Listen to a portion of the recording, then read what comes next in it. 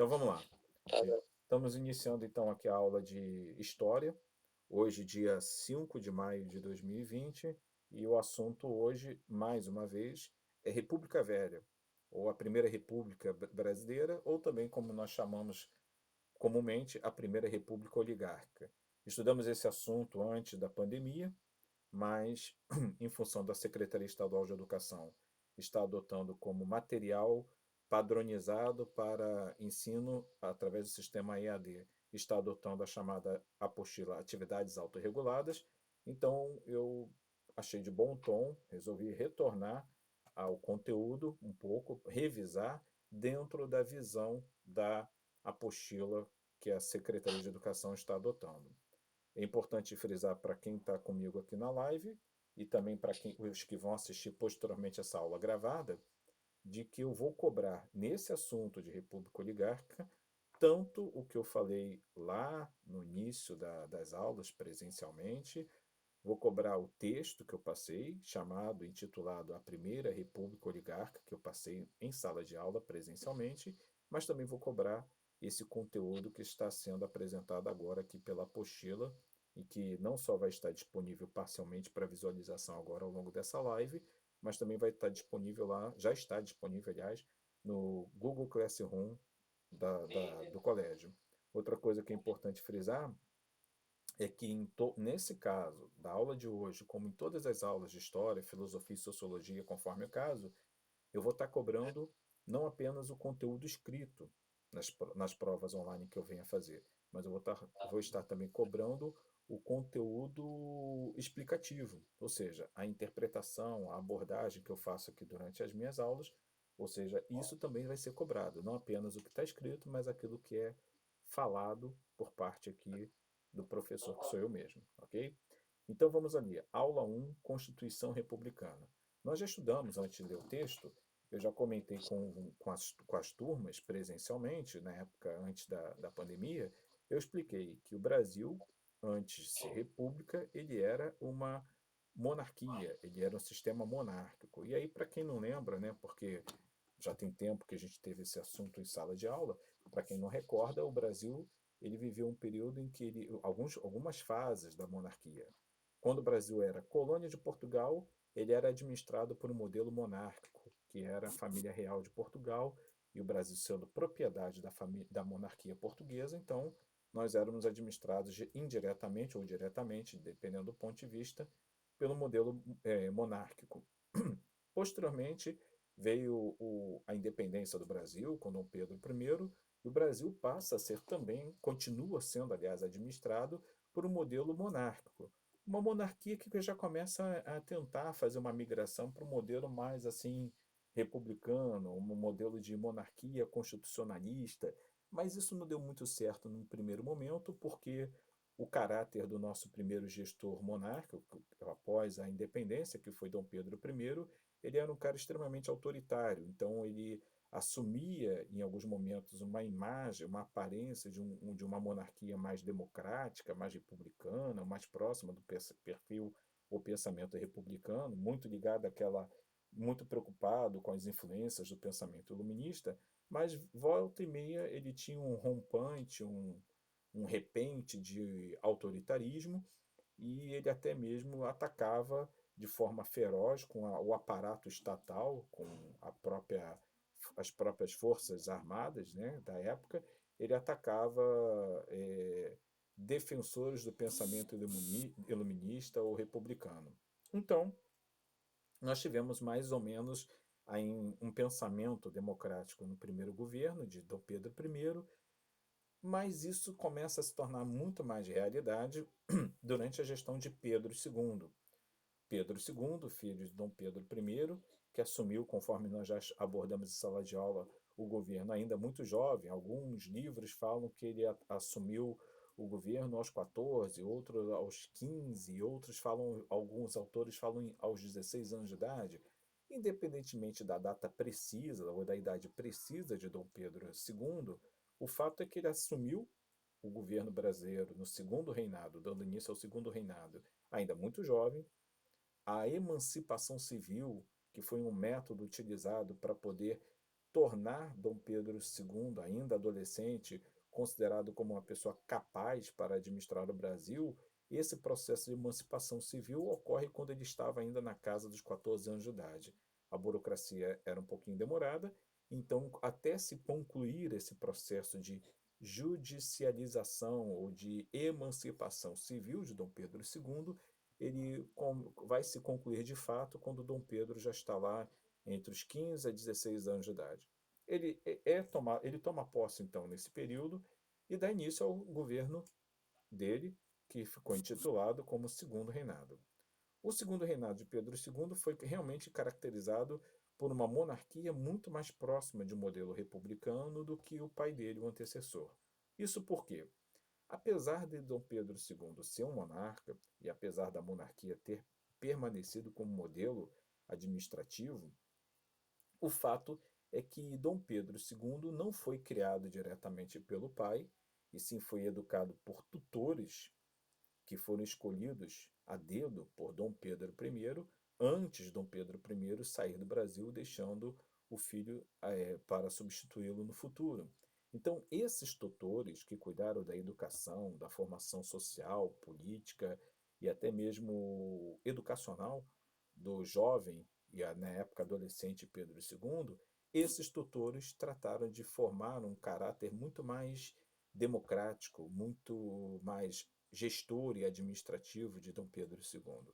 Dom Pedro II, então, quando toma posse, apesar de muito jovem, já tinha uma maturidade acentuada, era uma pessoa que tinha realmente assim uma visão muito profunda do que era governar e tinha realmente um pensamento muito mais de gestor e democrata.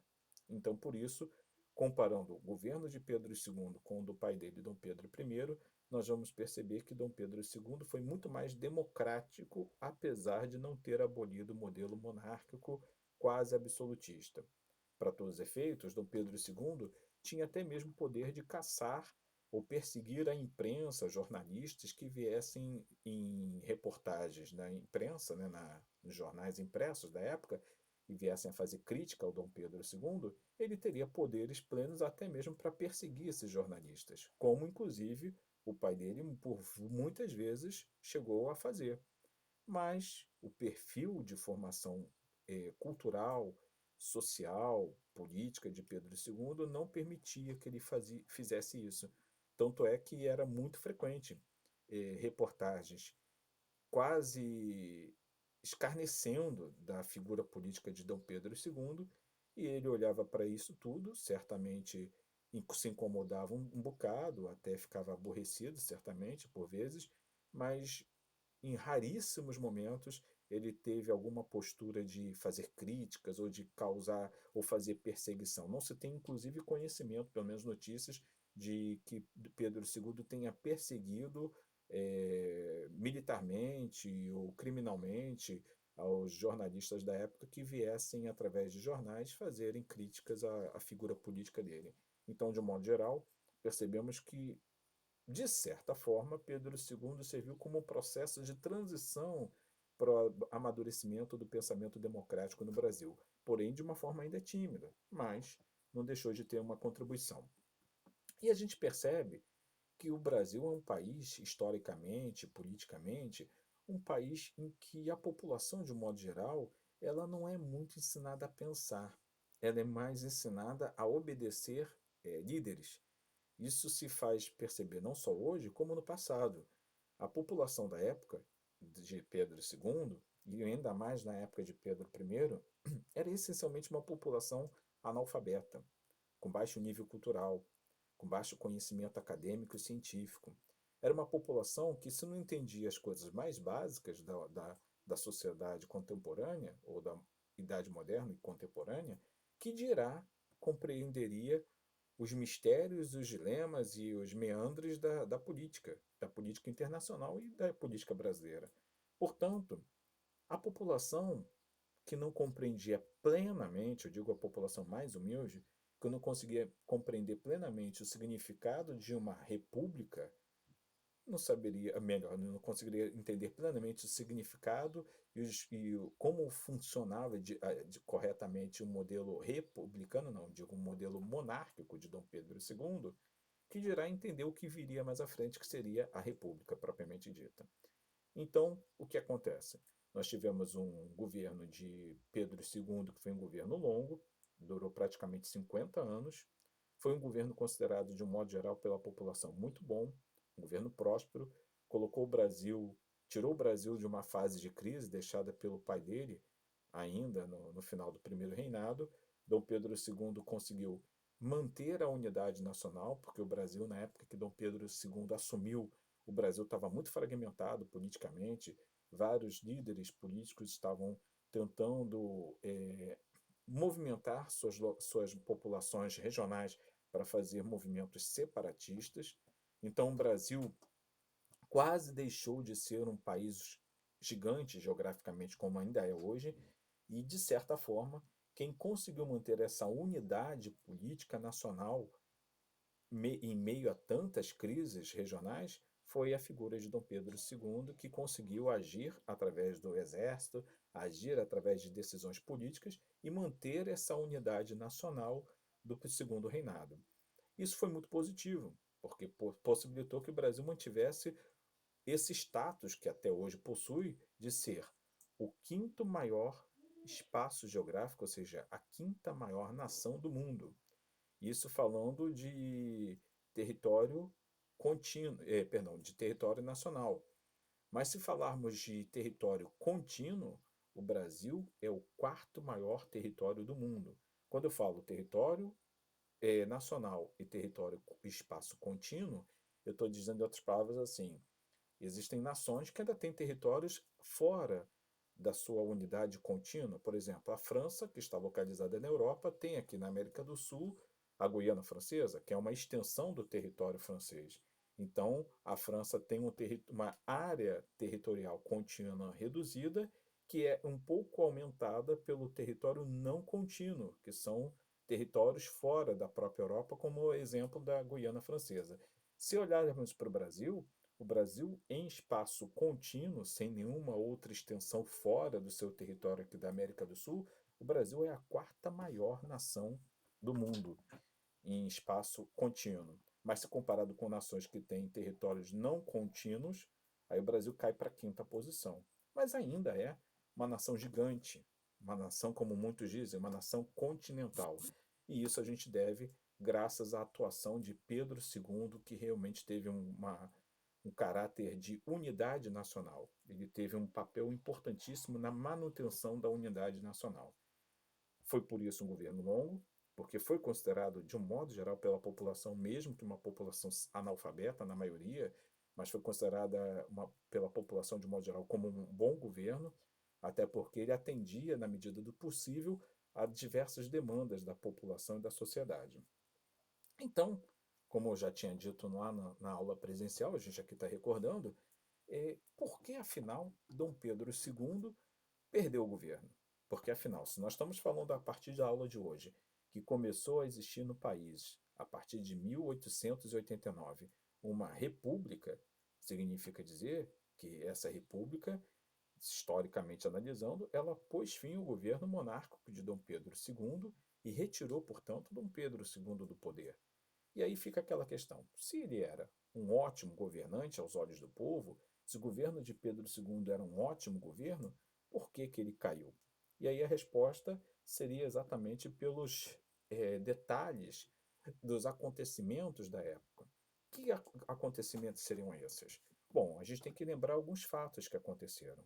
O primeiro é que Dom Pedro II, no final da sua gestão, no final do seu governo, já estava bem idoso, na faixa dos 50 e poucos anos de idade, 50 anos por aí, para os padrões da época era considerado idoso.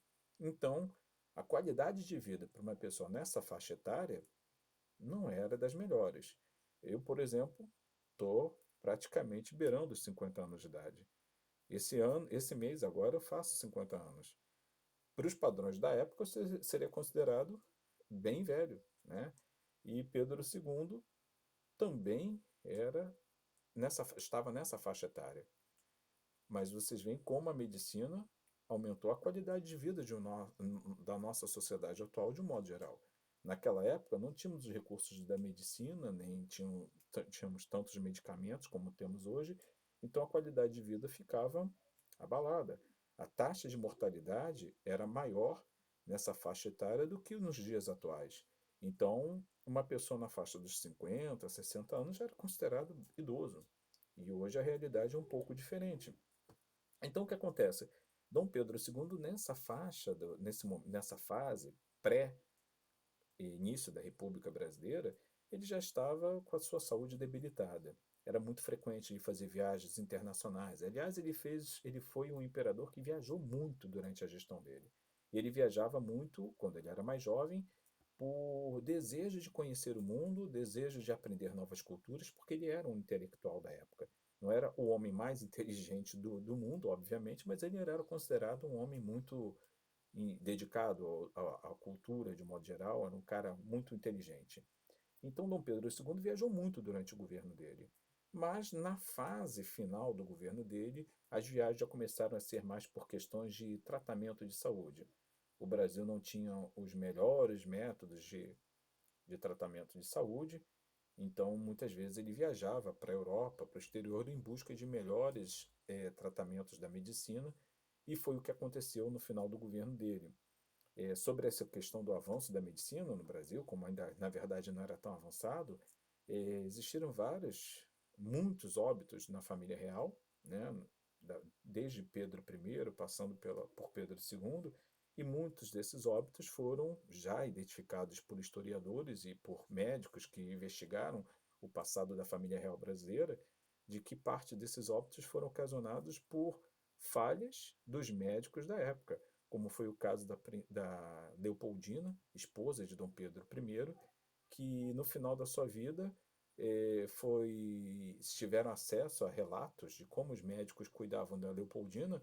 Leopoldina, já estando muito adoentada na época, acabou falecendo em relativamente curto espaço de tempo, e nos relatos médicos daquela época foi identificado que os médicos cuidavam da Leopoldina de uma forma que certamente veio a piorar a qualidade de vida dela, o estado de saúde dela, porque nem lavar as mãos, como um hábito de higiene hoje essencial no campo da medicina, nem lavar as mãos os médicos que cuidavam dela lavavam. Então isso certamente contribuiu para contaminá-la com bactérias, com problemas que vieram a piorar o estado de saúde dela. Não estamos afirmando que os médicos causaram a morte dela, mas certamente eles, por não estarem usando os métodos corretos para tratar de uma doente, certamente eles ajudaram a piorar a situação da Leopoldina. Isso foi só um parênteses para a gente entender como a medicina no Brasil estava ainda muito atrasada em muitos aspectos. Na Europa, em função da questão cultural, muitas vezes era mais avançada. Eu não estou dizendo com isso que a nossa sociedade é inferior à cultura europeia. Estamos apenas dizendo que, assim como hoje, naquela época, haviam algumas áreas da sociedade em que havia um avanço maior lá fora do que aqui dentro em termos de conhecimento científico. Então, Dom Pedro II, ele, no final do seu governo, ele acaba viajando ao exterior. E nessa viagem, para tratar de assuntos de saúde, ele deixa como se fosse uma espécie de vice-líder, ou como nós diríamos hoje, vice-presidente, mas não era presidencialismo, então era vice-rei ou vice-rainha, né? Deixou aqui no governo, substituindo a ausência dele, a filha mais velha. Cabe aqui lembrar que Dom Pedro II, ele teve filhos homens, e se não tivessem falecido, poderiam ter governado o Brasil. Mas era muito comum, em função dessas questões da baixa qualidade do avanço da medicina da época, era muito comum os óbitos entre membros da família real, tanto no Brasil como no mundo. Então, Dom Pedro II, se eu não estou equivocado, teve 2 filhos, homens, mas morreram ainda na fase da infância. E conclusão: as únicas filhas que continuaram vivas foi a princesa Isabel, que era a mais velha, e a sua irmã, que agora me falha o nome. O fato é que nessa viagem ao exterior, quem fica realmente governando o Brasil enquanto Dom Pedro II viajava para tratar da sua saúde, a sua filha mais velha, a princesa Isabel. A princesa Isabel era muito simpática à ideia do abolicionismo, ela já vinha há muito tempo defendendo esse pensamento de libertação dos escravos, que o Brasil era o país com o maior número de escravos do mundo, fazia uso intenso da mão de obra escrava, e não apenas a princesa Isabel tinha esse pensamento anti-escravocrata. Não só a princesa Isabel era simpática à ideia da abolição, da libertação dos escravos. O próprio Dom Pedro II era favorável a esse pensamento. Aliás, foi o próprio Dom Pedro II que influenciou suas filhas na defesa da libertação dos escravos. Mas Dom Pedro II, como estrategista político que ele era, ele sabia que se ele colocasse em liberdade os escravos, ainda na gestão dele, ele perderia apoio de um forte segmento econômico que dava manutenção ao poder dele enquanto imperador. E olha que isso era império, não era nem república como hoje. Então, Dom Pedro II vivia aquele dilema. Por desejo, por vontade própria, ele teria botado em liberdade os escravos. Mas por saber que isso ameaçaria a manutenção do poder dele no governo brasileiro, ele foi adiando esse processo. Ele nunca tomou tal decisão. Mas todo mundo sabe, investigando a história de Pedro II, que ele e a família eram favoráveis à ideia da abolição da escravidão, viu a escravidão negra como uma coisa desumana e era comum identificar entre os serviçais que trabalhavam nos palácios, tanto o Palácio da Quinta da Boa Vista como o Palácio de, de Verão, em Petrópolis, era comum ver serviçais negros trabalhando para a família real e todos eram alforriados. Dom Pedro II e a família pagavam salários aos seus serviçais e não era com dinheiro público, porque ele e a família recebiam uma remuneração por estarem governando o Brasil. Então, eles pagavam com dinheiro do trabalho que eles faziam como governantes e com as riquezas que eles já tinham na família, eles pagavam salários para os seus serviçais que eram negros alforriados. Então, a prova de que eles já eram muito favoráveis à abolição. Mas uma coisa era eles no campo pessoal, na vida íntima deles, a pagarem salários para os ex-escravos e abolirem, darem cartas de alforria para esses serviçais. Mas eles não se sentiam à vontade nem em condições de oferecer essa liberdade de forma coletiva para todos os escravos do Brasil, por entenderem que o segmento escravocrata, os fazendeiros, os donos de escravos, os comerciantes de escravos eram muito poderosos e poderiam sim derrubar o governo deles caso eles tomassem essa decisão. Mas foi exatamente o que aconteceu. A princesa Isabel, quando estava substituindo o pai nessa última viagem ao exterior, a princesa Isabel acabou sofrendo algumas influências muito fortes na época, que eu vou destacar aqui e tentar ser o mais breve possível. Número um, ela já era favorável à causa abolicionista, então isso já era uma coisa que pesava a favor dela querer oferecer a liberdade aos escravos. Número dois, a princesa Isabel sofreu muito fortemente pressões políticas internas dos grupos políticos abolicionistas do Brasil e pressões políticas externas, especificamente da Inglaterra, para que ela, uma vez substituindo o pai no governo, viesse assinar a Lei Áurea, como de fato ela assinou em 13 de maio de 1888, colocando em liberdade os escravos.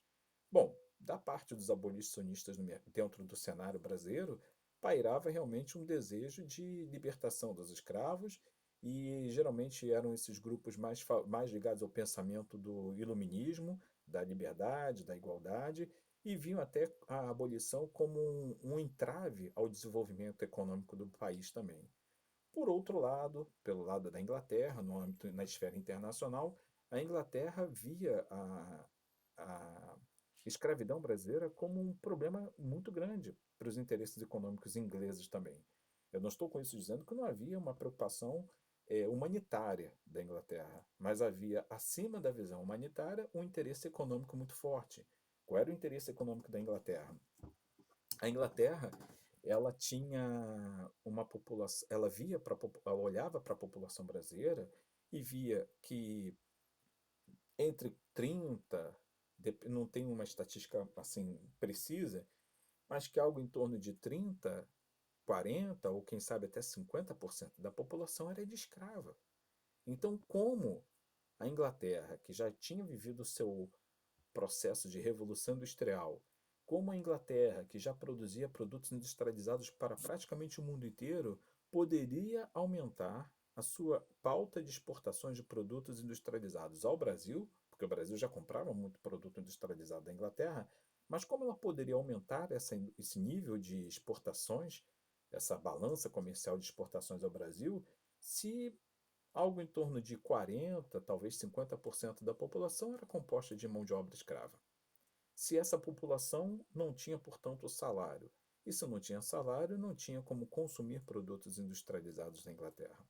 Então, por esse motivo, também, ou principalmente, a Inglaterra aumenta, intensifica a sua pressão sobre a princesa Isabel, que estava substituindo o pai no governo. E para isso se valeram de diversas estratégias.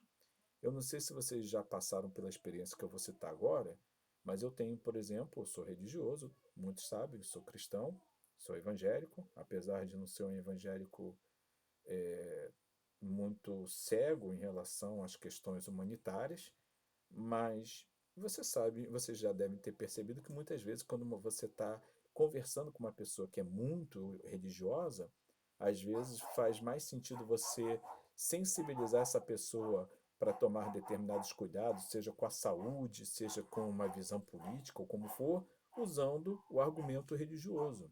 Exemplo, estamos vivendo uma pandemia agora no Brasil e no mundo do coronavírus. E de repente você vira para uma pessoa religiosa, muito beata, e isso eu falo quando eu uso a palavra beata, eu não estou falando de uma religião, estou falando tanto para católico como para evangélico, como para qualquer outra crença religiosa. De repente você vira para essa pessoa e fala assim: você tem que usar máscara, porque senão você vai pegar o coronavírus. E a pessoa fala: não, como inclusive fiquei sabendo de um caso de uma vizinha do meu sogro lá no Rio de Janeiro, que fez exatamente isso, muito religiosa. Ela falou: não, Deus vai me proteger. Eu não vou morrer de coronavírus. E o resumo da ópera: não usou máscara, continuou andando pelas ruas, pelo comércio, continuou frequentando o grupo religioso, a igreja da qual ela fazia parte, e recentemente viemos a saber que ela, graças a Deus, não faleceu, mas ficou muito adoentada, pegou o coronavírus, ficou muito abatida, teve que ser hospitalizada e teve que ir para o CTI. Ficou muito mal, e é uma pessoa de idade, ficou assim com um sério risco à vida, com muita chance de morrer, graças a Deus não morreu. Aí a pessoa diria: ah, mas é porque Deus não quis, se tivesse na hora ela teria morrido. Mas aí vem aquela questão: como argumentar com uma pessoa dessa que é extremamente religiosa? De repente, a melhor forma seria falar com ela: olha, a Bíblia está dizendo, diz que a gente não deve tentar a Deus. Você faz a sua parte, que é usar máscara e se cuidar e fazer a quarentena, e Deus vai fazer a parte dele, que é te proteger, te preservar a saúde. É uma forma de argumentação, né? Para você sensibilizar usando as crenças e valores da pessoa, para que ela entenda pela visão dela, pela ótica dela mais religiosa, de que ela tem que fazer minimamente, adotar alguma postura de cuidados mínimos para se preservar. E foi o que não aconteceu com essa senhora lá do Rio de Janeiro, que é vizinho do meu sogro, são vizinhos, é uma vizinha do meu sogro, que poderia ter sido mais cuidadosa com a sua saúde, quase pagou o preço com a própria vida por esse descuido. E talvez se alguém tivesse usado das próprias crenças e valores pessoais dela que envolve a questão religiosa e falado: olha, cuide do seu corpo, que é templo do Espírito Santo, cuide do seu corpo, porque você tem que fazer a sua parte para que Deus faça dele. Talvez ela tivesse tido um pouco mais de cuidado. O fato é que ela quase foi. E por que eu estou usando esse exemplo? Para dizer que exatamente foi o que usaram contra a princesa Isabel para impulsioná-la a assinar a Lei Áurea. Se ela já era simpática à causa abolicionista e à abolição da escravidão, se o pai dela também era simpático à ideia, se dentro do ambiente familiar das casas que eles possuíam, todos os negros já eram forreados e trabalhavam de forma assalariada, significa dizer que a família real já estava muito propensa a querer a abolição da escravidão. Mas aí vem também a questão religiosa. A Inglaterra e a classe política da época fez questão de reforçar na mente da princesa Isabel de que a Igreja Católica havia já se posicionado no âmbito internacional contrária à escravidão. todos sabem que a Igreja Católica no passado, principalmente no período colonial, ela não apenas apoiava a escravidão, como defendia que a escravidão era uma forma estratégica para forçar a cristianização dos africanos, dos povos chamados não cristãos, ou heréticos, né, de práticas heréticas dentro da visão católica, e a Igreja Católica, então, ela apoiava a escravidão, apoiou a escravidão durante muito tempo no Brasil e no mundo, e inclusive no Brasil, todo mundo sabe que a Igreja Católica teve escravos. Boa parte das catedrais das igrejas mais antigas do Brasil, como a região de Tiradentes, Minas Gerais, como Ouro Preto, Minas Gerais, que até hoje estão lá para contar histórias, as igrejas mais antigas aqui da cidade, do Rio de Janeiro, enfim, pelo Brasil afora, a maior parte dessas igrejas foram construídas por escravos que a Igreja Católica possuía.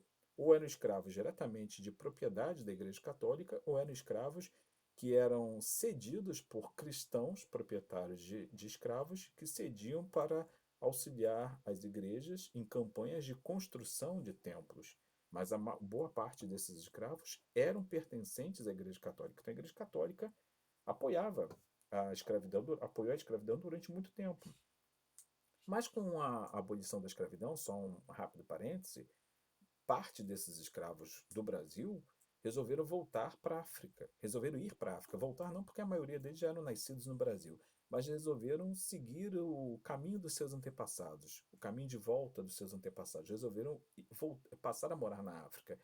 Alguns conseguiram retornar, ir morar na África. E chegando lá, muitos desses ex-escravos do Brasil encontraram uma África que também já tinha sofrido uma série de interferências internacionais.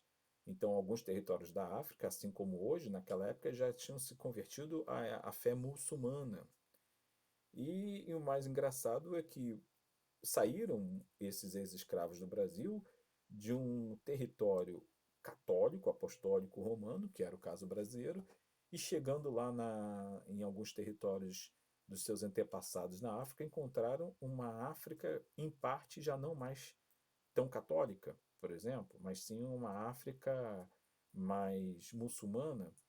E muitos desses ex-escravos brasileiros ou foram forçados ou espontaneamente se converteram à fé muçulmana.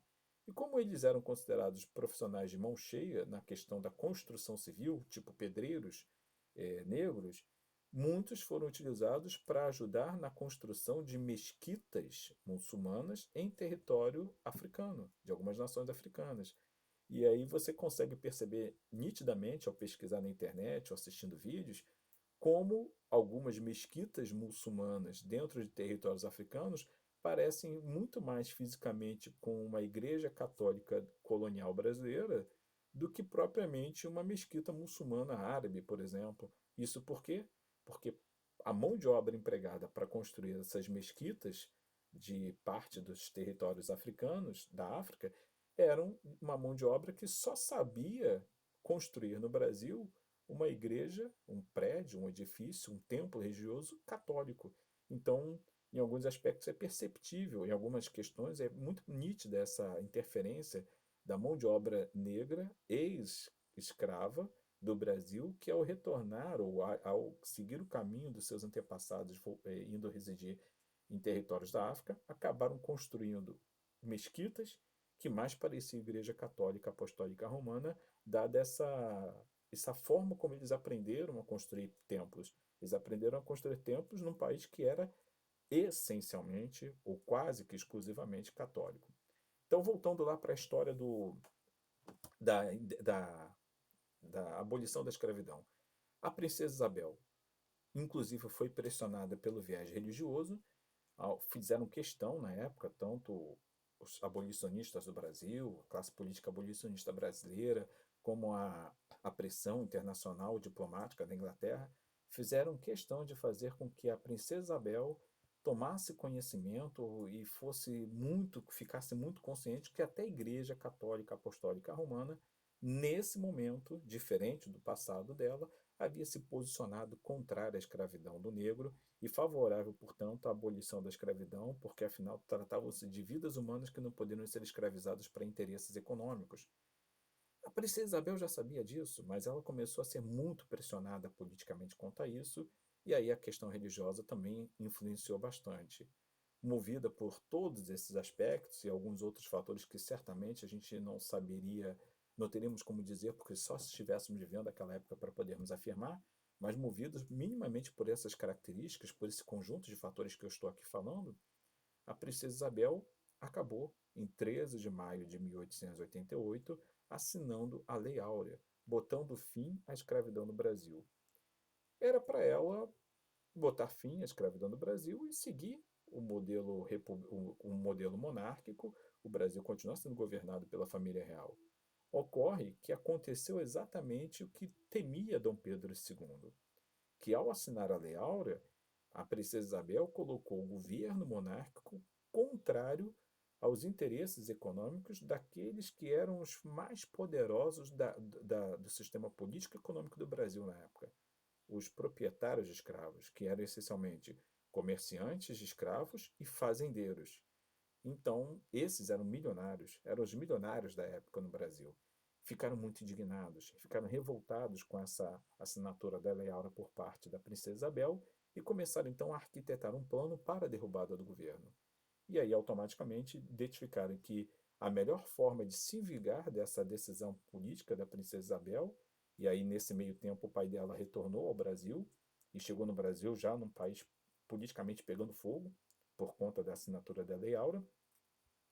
A princesa Isabel não conseguiu é, contornar esse problema, e Dom Pedro II, com toda a habilidade política que ele sempre teve, com todo o prestígio político que ele sempre teve, também não conseguiu contornar a fúria dos ricos proprietários de escravos e comerciantes e fazendeiros, e, consequentemente, foram surpreendidos com a interrupção do governo, que aconteceu em 15 de novembro de 1889, conforme está aí na tela, logo no início do texto, com a proclamação da República. Então a gente percebe que a Primeira República Brasileira não surgiu como resultado do desejo popular. Não foi um processo de mudança política resultante de uma luta de classes sociais, principalmente envolvendo as classes mais humildes, como ocorreu em outros países. No Brasil, a República começa como uma atitude de revolta. Portanto, foi um golpe político, um golpe republicano, que na verdade, estranhamente, um golpe republicano, porque se república defende os valores das repúblicas de modo geral, do pensamento republicano, defende igualdade para todos, o que a gente vai perceber é que a nossa primeira república começa não para promover a igualdade para todos, mas sim para garantir os direitos privilegiados dessa classe senhorial, donas de escravos, que se viu prejudicada em seus interesses com a abolição da Lei Áurea. É bem verdade que voltar atrás já não dava mais. Os fazendeiros não conseguiriam mais reverter a assinatura da Lei Áurea, criando um novo governo. Isso não foi possível, mas minimamente se vingaram e passaram a querer governar o país. Tirar a família real não era apenas uma decisão de vingança política contra aqueles que prejudicaram os interesses econômicos desses proprietários de escravos, mas tirar a família real e criar um modelo republicano onde eles, usando um falso argumento de democracia, poderiam tomar o poder político do Brasil com esse novo modelo republicano, significava dar a eles próprios, novos republicanos, que eram, na verdade, ex-escravocratas, ou escravocratas na essência, daria a eles, esse modelo novo republicano, o poder e o direito de passar a governar sobre uma, teoricamente, república, governar o Brasil. E uma vez tomando poder, através do modelo republicano, eles passariam, inclusive, a ter o direito de fazer o quê? Criar leis em benefício próprio. Criar leis que desse vantagem para eles próprios. E foi o que a gente viu. Por isso a nossa república, desde aquela época até hoje, ela ainda tem muito esse caráter de república oligárquica. O que é oligárquica? Uma república que preza e que prima e que protege muito mais a interesses empresariais ou de grupos poderosos no poder do que propriamente da população. Estamos vivendo agora uma situação, mais uma vez, que mais uma vez evidencia tudo isso. Estamos vivendo uma época de pandemia.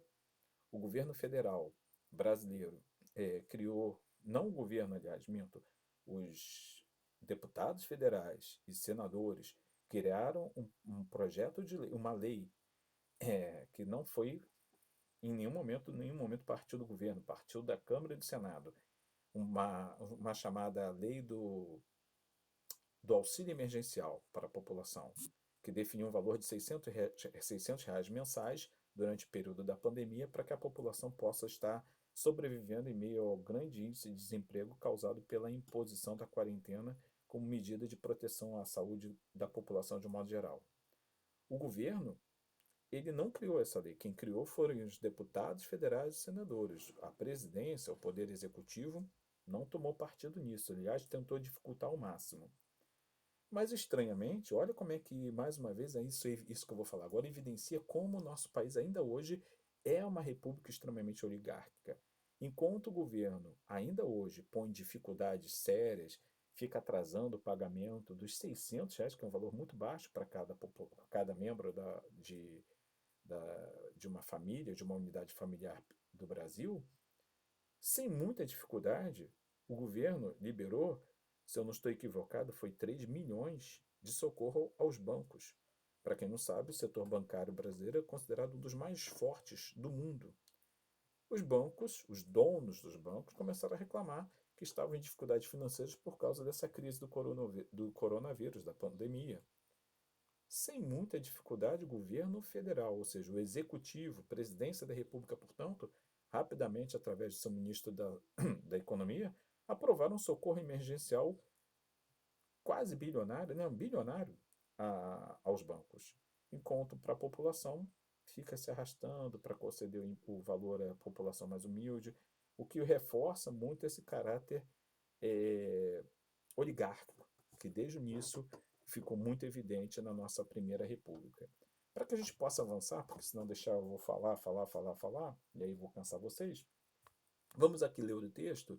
Ele é um texto curto e a gente consegue avançar um pouquinho mais. Então vocês estão vendo aí o título na tela, aula 1, a Constituição Republicana. Aqui eu agora vou reforçar um bocado das coisas que eu falei e eu vou cobrar, como eu disse, tanto que está aqui no texto como que eu comentei aqui na aula. Caro aluno, a imagem ao lado representa um dos mais importantes símbolos da nossa República, o brasão de armas do Brasil. Este símbolo indica em sua inscrição que a partir de 15 de novembro de 1889 foi inaugurada uma nova forma de governo em nosso país, que pôs fim ao regime monárquico. Então vocês estão vendo aqui o símbolo da República Brasileira, e lembrando que todo mundo fala que o nosso país se chama Brasil, mas o nome completo do nosso país é República Federativa do Brasil. E ali vem até a data da criação, 15 de novembro de 1889, no próprio brasão. Seguindo aqui na leitura do texto. Mas o que isso significa, afinal? Quais foram as mudanças trazidas por esse novo regime político? Numa república, o chefe de Estado é o presidente, escolhido por meio do voto do povo nas eleições periódicas, e seu mandato tem um tempo determinado de duração. Aí eu vou fazer um rápido parênteses. Como é que foi a escolha do nosso primeiro presidente pós-fim da monarquia? Era para ser então democrático. Poderia-se até criar um governo de transição, mas depois se fazer rapidamente, no espaço de máximo de 6 meses, um ano, uma votação para que se escolhesse o primeiro presidente do Brasil. Foi assim? Não foi. Nosso primeiro presidente foi um marechal, foi um militar, portanto, uma alta patente do Exército Brasileiro. Foi o Marechal Deodoro da Fonseca, que apesar de, na época da monarquia, ser muito próximo de Dom Pedro II, quase um amigo pessoal, praticamente um amigo pessoal de Dom Pedro II, ele se viu forçado pelos políticos e pela conjuntura da época política a liderar o processo de início da República, portanto, fazendo um golpe contra uma pessoa que ele tinha autoestima e consideração, que era o próprio Dom Pedro II e sua família. Portanto, isso reforça o caráter autoritário e golpista da nossa Primeira República. Nossa República não começou como fruto do desejo do povo e nem mesmo de uma forma democrática como deveria ter sido. Começou como um golpe mobilizado por forças poderosíssimas da época, e não foi democrático, porque não houve eleição, como eu acabei de ler aqui. Seguindo a leitura do texto. No Brasil, entretanto, a proclamação da República resultou de um golpe, acabei de falar isso, né? Um golpe comandado pelos militares, e nossos dois primeiros presidentes foram os marechais. Acabei de citar um, Deodoro da Fonseca, que governou pouco tempo, de 1889 a 1891, e Floriano Peixoto, que governou de 1891 a 1894. A eleição do primeiro presidente civil, presidente Prudente de Moraes, só ocorreria em 1894. Olha quanto tempo então, gente. A Primeira República começa em 1889. Como eu falei ainda há pouco, o ideal é que 6 meses, no máximo um ano depois, já tivesse ocorrido a eleição para que o povo coletivamente participasse do processo eleitoral e se já tivesse então criado uma estrutura eleitoral, com sessões eleitorais, urnas, cédulas e tudo mais, campanha eleitoral, como a gente já está acostumado hoje em dia a acontecer, e que ocorresse uma eleição logo em seguida, num prazo de 6 meses, um ano. Mas olha quanto tempo veio ocorrer. De 1889, de fato, o primeiro presidente escolhido pela população só foi ocorrer em 1894, o que reforça o que eu tenho falado até agora, o caráter nada democrático e sim golpista e autoritário da nossa Primeira República. Então, repetindo essa fase final do parágrafo, a eleição do nosso primeiro presidente civil, Prudente de Moraes, só ocorreria em 1894. Aí aqui vem uma charge que vocês estão visualizando aí na tela, e depois quem for olhar a apostila vai ver essa cédula, essa charge, que faz uma espécie de brincadeira com o que a gente vive hoje em dia, né? Como a política hoje ela é reflexo das redes sociais, dos meios eletrônicos promovidos pela internet.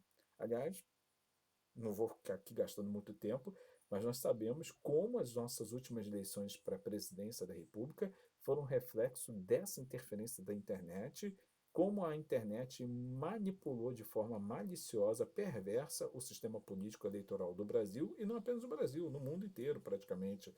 Houve uma onda de ascensão de líderes quase praticamente nazifascistas, extremamente autoritários, e resultou numa reviravolta política sem precedentes, um retrocesso político sem precedentes, que há muito tempo não se via na história mundial, que dirá aqui no Brasil, né?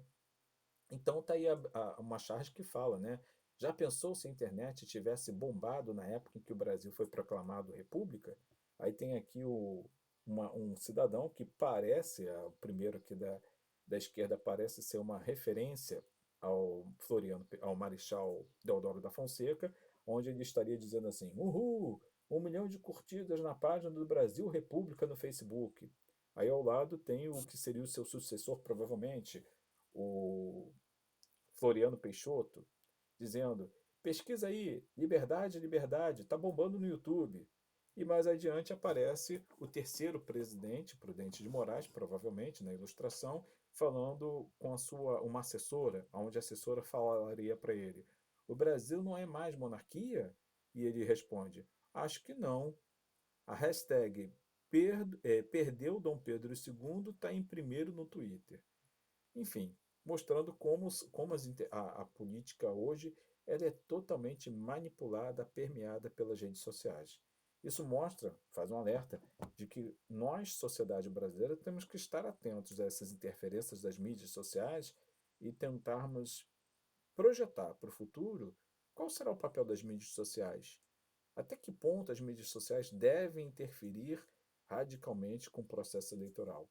Talvez a gente tenha que pensar em métodos de controle não antidemocrático, mas um controle saudável das mídias sociais para não prejudicar a condução política de uma nação como a gente tem vivido atualmente.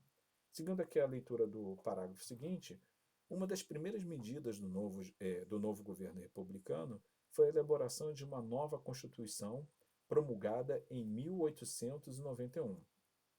Essa Constituição determinava que o Brasil seria uma república federativa, ou seja, formada por estados com autonomia para criar impostos, organizar forças militares próprias, entre outras atribuições. Fazendo uma rápida pausa. Por isso que hoje a segurança pública representada através da polícia militar e a polícia civil de cada estado, é uma competência dos estados.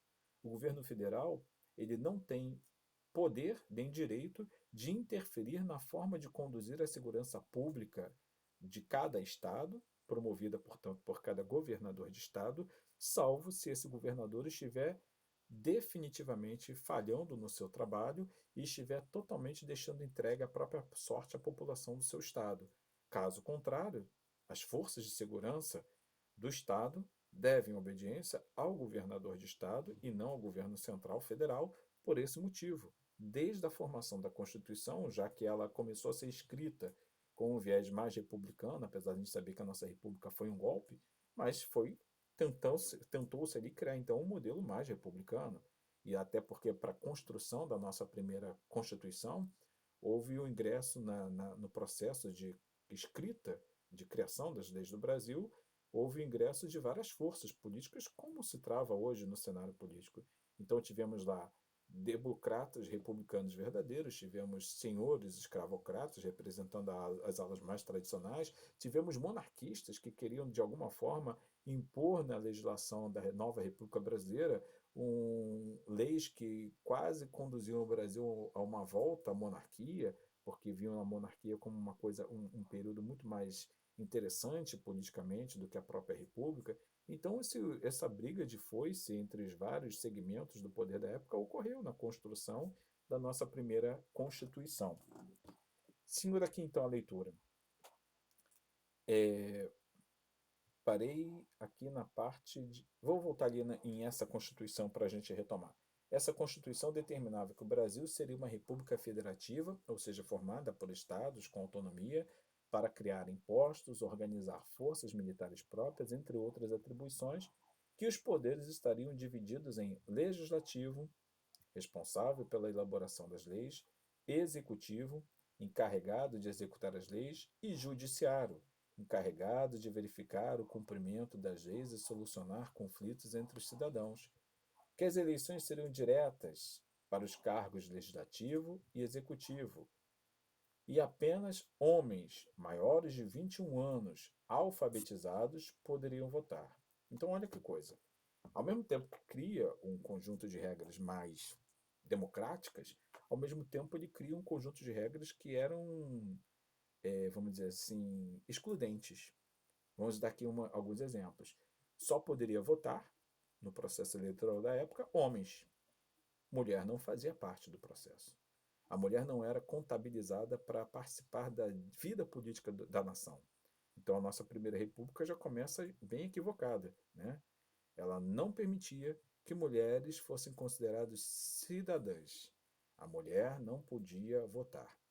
Homem só podia votar se tivesse pelo menos 21 anos e ainda assim tinha que ser alfabetizado. Outro processo excludente.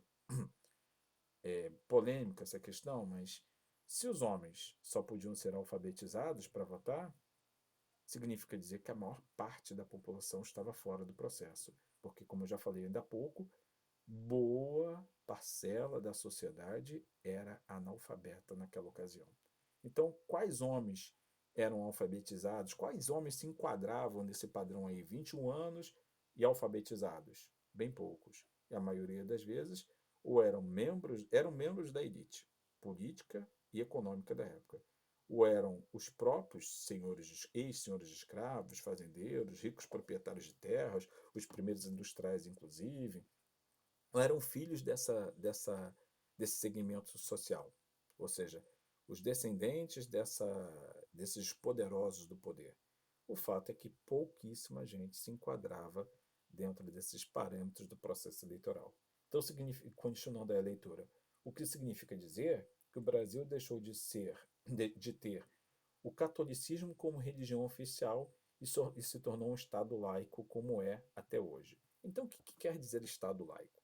Laico quer dizer que, oficialmente, a partir do período republicano, oficialmente o Estado passa a ser algo separado da fé, da religião. Isso não quer dizer que, dentro do Estado laico, a fé não possa existir. Não quer dizer, dentro do Estado laico, que os políticos tenham a sua religião e que inclusive não possam proferir qual é a religião a qual eles pertencem.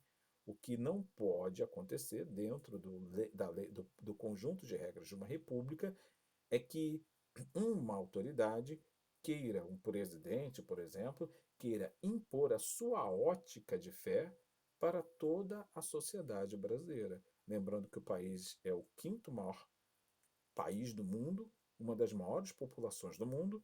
Imagina, um presidente vira e fala: eu sou evangélico e eu quero que todo mundo pratique, todo o Brasil pratique a fé evangélica.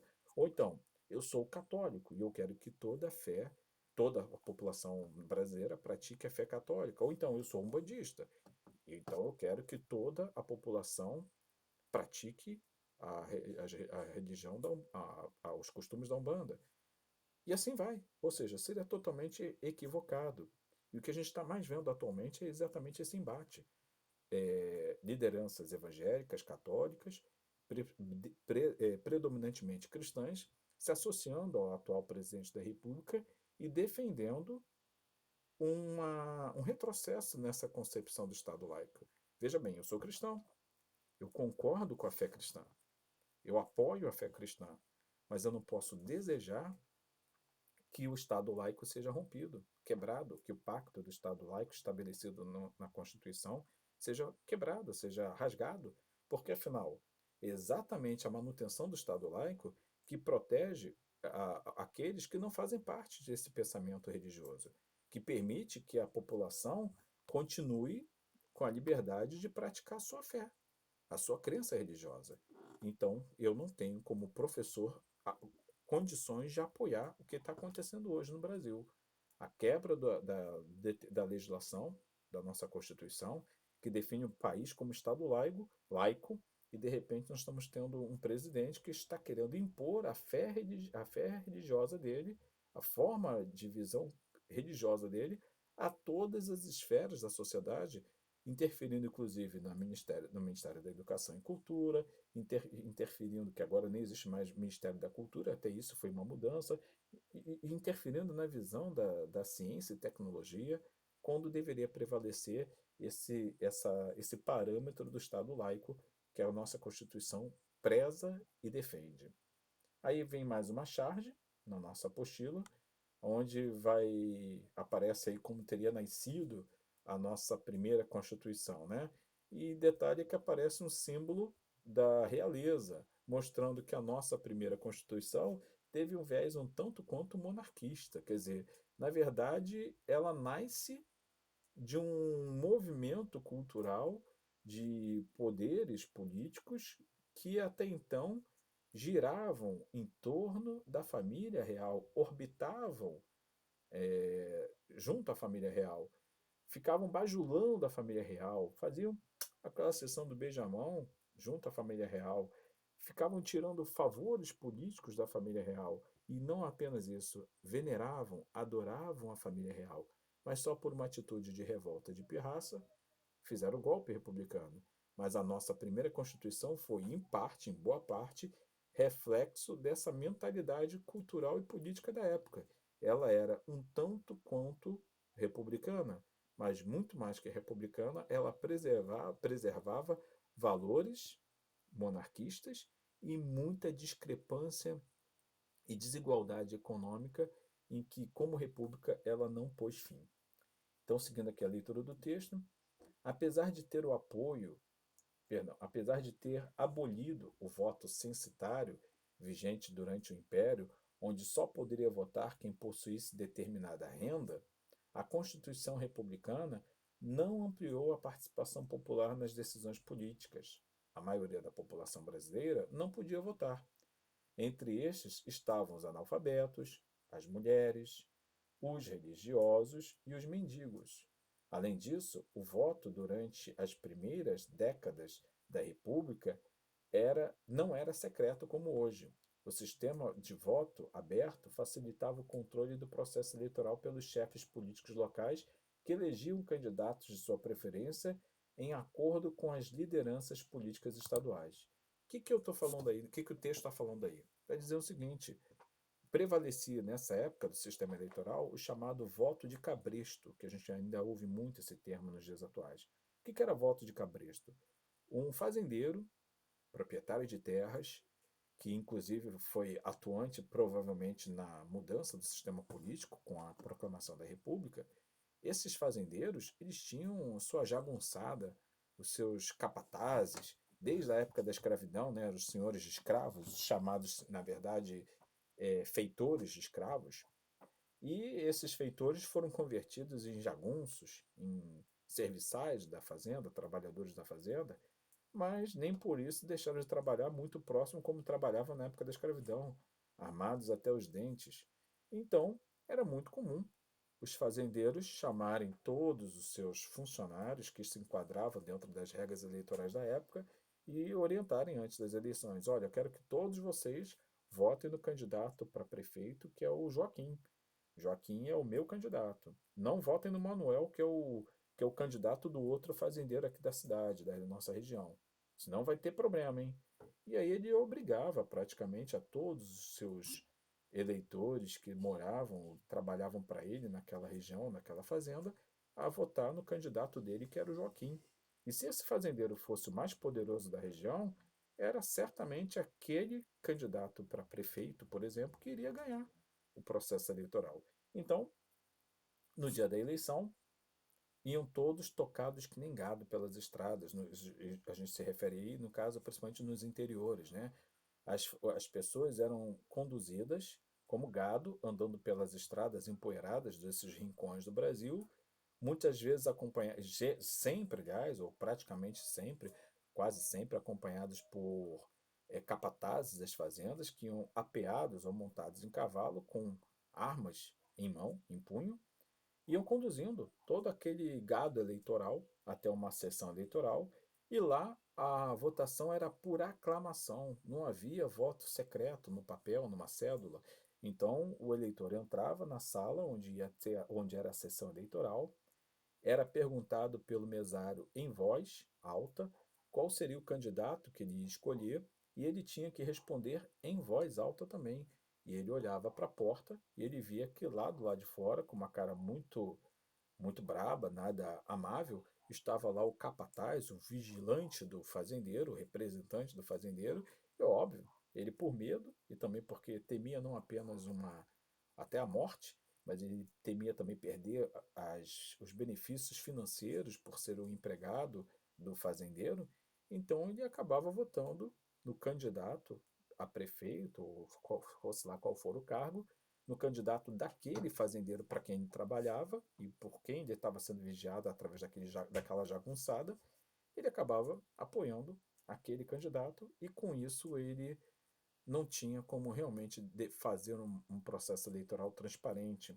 Era por aclamação, ele falava quem ele estava votando, sempre ele votava na pessoa, no candidato que o fazendeiro desejava, e assim o processo político ele não se renovava de verdade. Era um jogo de cartas marcadas.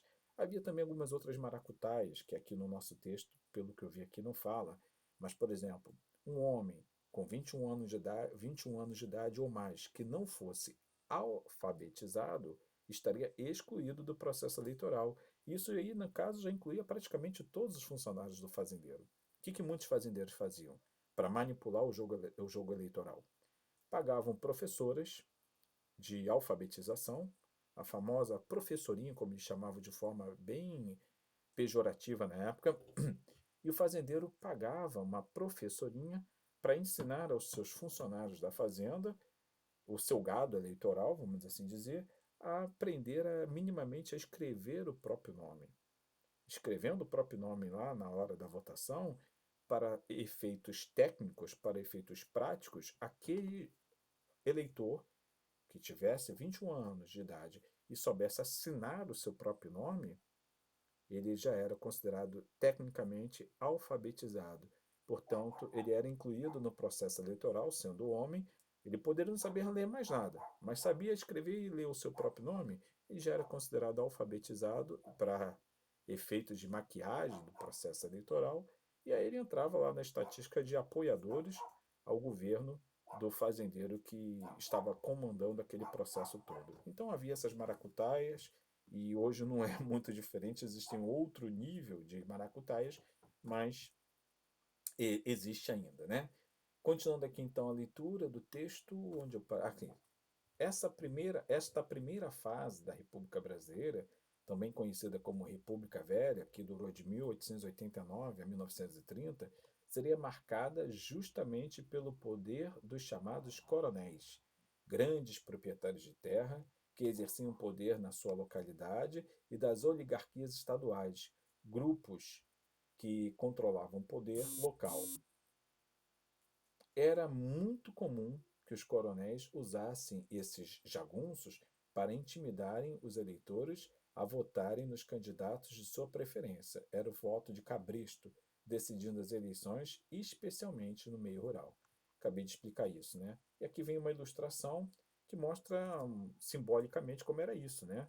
Então estava lá, tecnicamente, o processo eleitoral montado próximo às eleições, reticências de cabresto, entre aspas.